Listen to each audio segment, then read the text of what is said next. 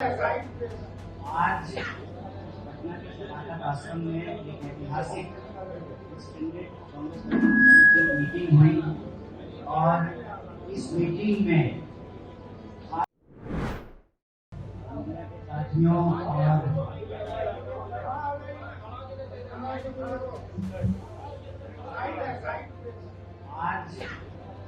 के शराकत आश्रम में एक ऐतिहासिक एक्सटेंडेड कांग्रेस की मीटिंग हुई और इस मीटिंग में खास करके जैसा कि ऑर्गेनाइजेशन जनरल सेक्रेटरी और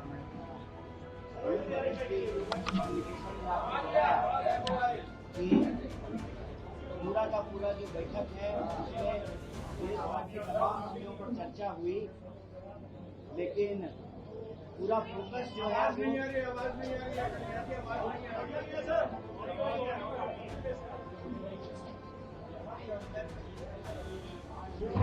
ऐसे ही बोल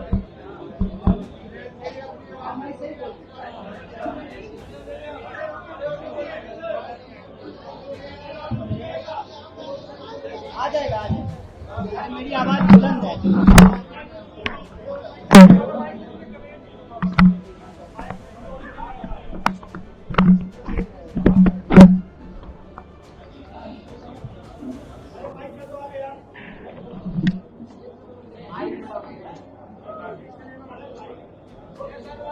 मीडिया के साथियों का बहुत बहुत स्वागत है। जैसा कि आपको ऑर्गेनाइजेशनल जनरल सेक्रेटरी और जनरल सेक्रेटरी कम्युनिकेशन ने बताया कि आज पटना के शराकत आश्रम में एक ऐतिहासिक एक्सटेंडेड कांग्रेस वर्किंग कमेटी की मीटिंग हुई। वैसे तो इस मीटिंग में कई मुद्दों पर चर्चा हुई, देश भर के विषय पर चर्चा हुआ, संगठन सृजन पे चर्चा हुआ, लेकिन इस बैठक का फोकस बिहार था और वोट चोरी का सवाल था। और उसी बैठक से एक्सटेंडेड कांग्रेस वर्किंग कमेटी की मीटिंग से बिहार के जो 14 करोड़ लोग हैं उनका एक अपील भारतीय राष्ट्रीय कांग्रेस की तरफ से आई है। आपके माध्यम से हम अपने बिहार के सभी भाइयों बहनों से यह अपील करना चाहते हैं, उन तक अपनी बात पहुंचाना चाहते हैं। इस अपील का जो पहला बिंदु है वो ये है कि देश के आजादी के आंदोलन से लेकर के बिहार में जब पहली सरकार बनी तो उस सरकार ने बिहार का औद्योगिकरण किया। यहाँ पर एशिया का सबसे बड़ा रेल यार्ड कारखाना खुला, उर्वरक के कारखाने खुले, रिफाइनरी खुला, थर्मल पावर प्लांट लगा, 33 से ज्यादा चीनी मिल की स्थापना हुई, विश्वविद्यालय स्थापित हुए, मेडिकल कॉलेज की स्थापना हुई। तो बिहार में कांग्रेस पार्टी की शुरुआत आजादी के आंदोलन से लेकर के आजादी के बाद औद्योगिकरण से शुरू होती है, जिसका फोकस समाज के अंतिम पायदान में खड़े व्यक्ति तक विकास की उस धारा को पहुंचाना था, उनको बराबरी का अधिकार दिलाना था, उनके लिए सामाजिक न्याय और उनके हक और अधिकार को लेकर के लड़ना था। यही हमारी लोकतंत्र की मूल आत्मा है। और इस बैठक में यह अपील की गई, जब आज लोकतंत्र पे हमला हो रहा है तो लोकतंत्र की जननी बिहार से ही उस लोकतंत्र को बचाने की लड़ाई छेड़ी जाएगी। और इस अपील में यह साफ साफ कहा गया है कि राहुल जी का मताधिकार यात्रा यह इस बात के संकल्प को दोहराता है कि कांग्रेस पार्टी किसी भी सूरत में 1 पर्सन 1 वोट के उस अधिकार को, संविधान को, लोकतंत्र को झुकने नहीं देगा, मिटने नहीं देगा। कांग्रेस पार्टी का एक एक कार्यकर्ता लोकतंत्र के लिए, वोट चोरी के खिलाफ अपने हक और अधिकार के लिए संघर्ष करेंगे। यह बात हम लोगों को समझ लेना चाहिए कि जो सरकार वोट चोरी से बनेगी वो सरकार जमीन की चोरी करेगी।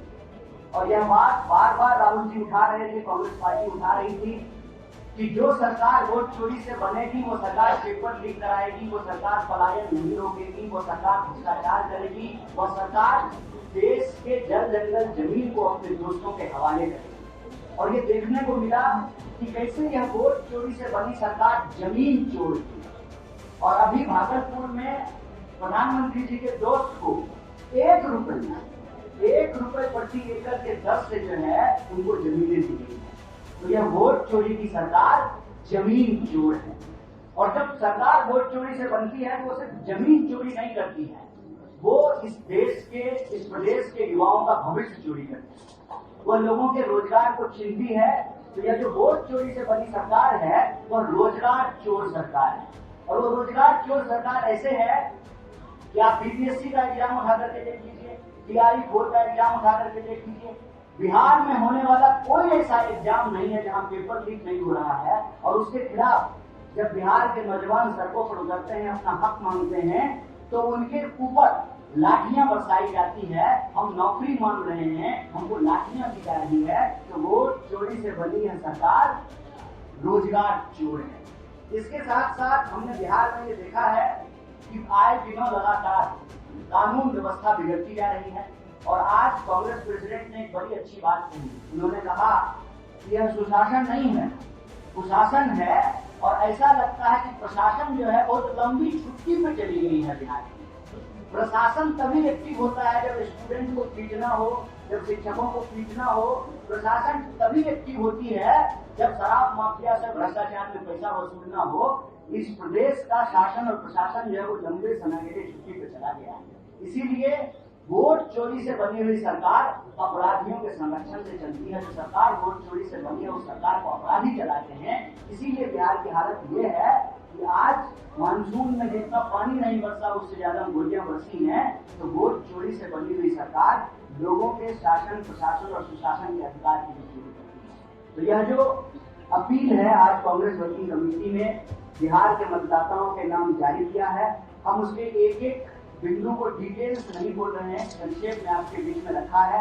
यह अपील आप तमाम मीडिया के साथियों को मिल जाएगा। और हमारा आपसे निवेदन है कि बिहार के हक की इस लड़ाई में, संविधान बचाने की इस लड़ाई में वोट चोरी को रोकने के लिए और लोगों की नौकरी के लिए, पलायन को रोकने के लिए, भागीदारी के लिए इस मुहिम में हमारा साथ दीजिए। बहुत बहुत शुक्रिया, बहुत बहुत धन्यवाद। धन्यवाद कन्हैया जी।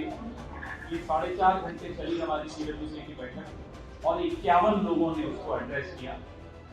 अब आपने हमारे प्रस्तावों के विषय में जान लिया है। अब आपके सवाल, प्रस्ताव भी अभी आपके मोबाइल पे आ रहा है या आ चुका होगा। अब आपके सवाल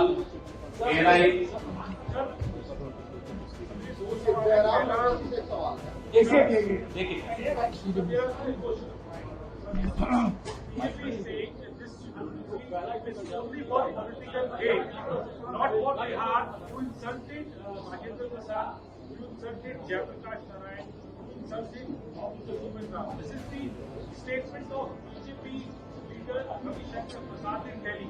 What do you have to say about it?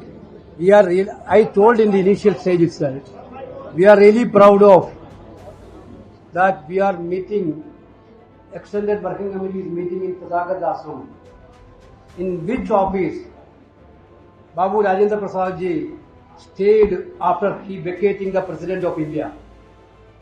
After vacating the President of India, Babu Rajendra Prasad stayed in this house. You check that. So we are really proud of that Rajendra Prasad's legacy. The BJP is now trying, our CWC's aim is very clear. We have done in Belgavi, where there was no election. We have done in Ahmedabad, there also no election. Now we are in Patna, because SIR is introduced in Bihar. After that, Vote Adhikar Yatra is also done in Bihar. Now Bihar is becoming one of the major democratic point. That is why the history of Bihar is also like that only. Bihar has a biggest pivotal role in freedom struggle. That is why we have done in this CW section in Bihar.